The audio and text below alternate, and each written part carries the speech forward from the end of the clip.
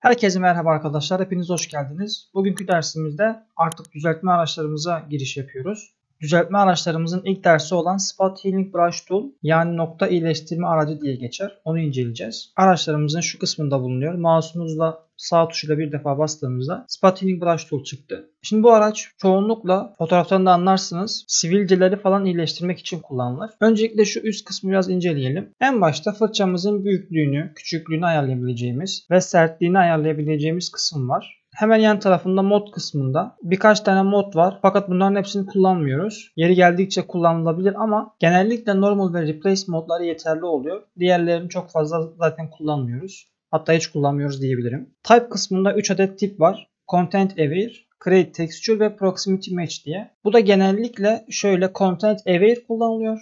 Yeri geldikçe Proximity Match kullanılıyor. Fakat Create Texture pek fazla tercih edilmiyor. Çünkü Create Texture'da Photoshop programı kendi kafasına göre texture yani yeni bir zemin oluşturuyor. O oluşturan zemin de örneğin burada yüz var. Eğer bu yüzle uygun değilse çok belli olduğu için fazla kullanılmaz. Genellikle zaten Content Aware işimizi görür. Görmediği kısımlarda Proximity Match kullanılır. Fakat dediğim gibi Create Texture çok fazla kullanılmaz. Sample All Layers da şu işe yarar. Örneğin biz fotoğrafımızda evet bunları iyileştirmek istiyoruz. Sivilceleri kaldırmak istiyoruz fakat fotoğrafımızın orijinali bozulmasın diyoruz. Peki bunu nasıl yaparız? Hemen Layers paneline geldiğimizde background şu anda fotoğrafımızın katmanı bu. Bunun üzerine yeni bir layer açmamız lazım. İki şekilde açabiliriz. Ya hemen alt kısmında bulunan bu kolay yoldur. Buna tıkladığımızda direkt bir yeni layer açılır veya Ctrl+Z deyip geri alalım. Klavyemizden Ctrl, Shift ve N tuşuna bastığımızda buradan OK dediğimizde yine aynı şekilde yeni bir layer açıldı. Fakat bunu zaten oradan Ctrl, Shift, N yapmamıza gerek yok. Hemen alt kısımdan yeni layer oluşturma ikonuna tıkladığımızda hemen bir tane layer oluşturuyor zaten.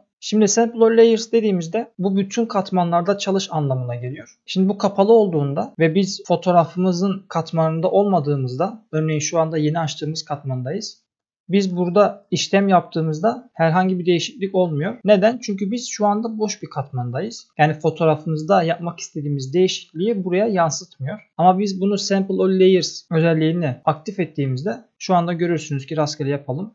Bakın burada bir iyileştirme yapmaya çalışıyor. Şu anda boş bir layer'da olmamıza rağmen iyileştirme yapıyor. Hatta fotoğrafımızın gözünü kapatalım. Bakın şu anda layer 1 katmanı açık. Boş katman ve değişikliği burada yapmış. Yani Sample All Layers bu anlama geliyor. Bütün katmanlarda çalışıyor. Fotoğrafımızın orijinal bozulmasın diye böyle bir şey yapılabilir. Ya da istersek hiç bunu aktif etmeyip direkt background'ı kopyalayabiliriz. Katmanlardan fotoğrafımızın üzerine bir defa tıklayıp sonra Ctrl ve J tuşuna bastığımızda gördüğünüz gibi fotoğrafı çoğalttı. Background'un gözünü kapattığımızda şu anda üstteki layer 1 yani çoğalttığımız katmana tıklayıp burada işlem yapabiliriz. Ya da bunu mouse'umuzla tutup aşağıya çekip yeni katman oluştura tıkladığımızda aynı şekilde kopyasını oluşturur. Arka planın gözünü kapattığımızda yine işlem yapabiliriz. Evet, bunları gördükten sonra Sample All Layers deyip yeni bir katman açalım. Bunun üzerinde çalışma yapalım. Şimdi Spot Healing Brush Tool şöyle çalışıyor. Noktalama yaparak iyileştirme yapıyor. Örneğin şurada sivilce var. Fırçamızın boyutunu şu şekilde ayarlıyoruz sivilcemize göre. Tıklama yaptığımızda biraz iyileştirmeye çalışıyor. Tabii şu anda çok fazla görünmüyor. Bunun sebebi şu. Hardness'ı yani sertliği %0.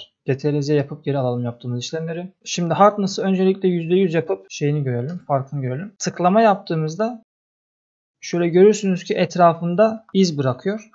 Aslında bu daha iyi. Hani tek seferde işlem yapıyor. Gördüğünüz gibi tek tıklamayla işlemler sağlayabiliyoruz. Bunları iyileştirebiliyoruz. Fakat bu belli başlı izler bıraktığından dolayı pek tercih edilmiyor. Şöyle ki %100 değil de örneğin bunu %0 yaptığımızda aynı şekilde sivilcenin üzerine tıkladığımızda bu sefer de görüyorsunuz ki tıklama yaptığımızda çok güzel bir sonuç alamıyoruz. Fakat birkaç defa tıkladığımızda şöyle üst üste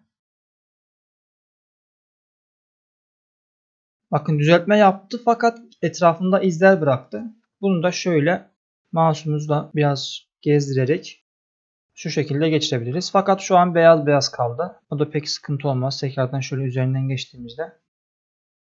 Bakın işlemi yapmış olduk. Evet, yine biraz beyaz beyaz kaldı ama şu şekilde birkaç defa mouse'umuzla tıklayıp sürükleme yaparak daha güzel bir sonuç alabiliriz. Aynı şekilde diğer yerlerde de bakın bir defa tıkladığımızda tam bir sonuç vermiyor. Yine iz kaldı. Sonra mouse'umuzla bir defa tıklayıp şu şekilde biraz gezdirerek daha temiz bir sonuç alabiliriz. Biraz daha gezdirelim. Ya da hardness'ı biraz arttırabiliriz. Örneğin %15 civarına getirdiğimizde biraz fırçamızı büyütelim. Şöyle bir defa tıklayıp bakın yine işe yaramadı. Daha sonra şöyle biraz gezdirip biraz daha hızlı bir işlem yapabiliriz. Şöyle. Hardness'ı biraz daha arttıralım. Örneğin %25 yapalım. Biraz büyütelim fırçamızı. Evet, %25 yeterli olacak sanki. Tabii tek tıklamayla olmuyor. Çünkü hardness'ını azalttığımız için. Şöyle biraz gezdirirsek. Bunu şöyle yapıyoruz. Mouse'umuzla bir defa tıklayıp bırakmadan mouse'umuzu gezdiriyoruz. Şöyle biraz daha şuralara gezersek.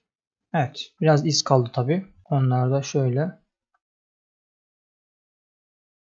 Orası kalsın, oraya geleceğiz birazdan. Önce şöyle büyük yerleri halledip. Hatta hardness'ı biraz daha arttıralım. Şu şekilde 35 civarı. Şöyle iz kalan yerleri biraz daha düzeltmeye çalıştığımızda. Şu an bakın buralarda iz kaldı. Bunu da ilerleyen derslerimizde göreceğimiz olan Patch Tool aracımızla şöyle iz kalan yerleri kolayca seçip hafifçe aşağıya kaydırıp temizleyebiliriz. Dediğim gibi bunu ilerleyen derslerimizde işleyeceğimiz için şu anda çok da değinmek istemiyorum. Şöyle. Şuralarda iz kalmış. Şunları şu şekilde. Aynı şekilde şurada. Şöyle şu çenenin alt kısmında. Şurada bir şey kalmış. Spot Healing Brush Tool'a girelim. Şu şekilde tıklayalım. Evet. Şurayı biraz daha düzeltebiliriz sanki. Spot Healing Brush Tool'dayken sertliği biraz azaltalım. İz olmasın tekrardan.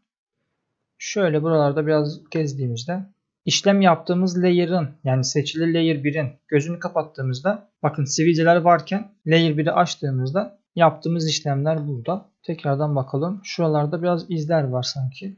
Bunları şöyle gezerek düzeltmeye çalışalım biraz. Evet.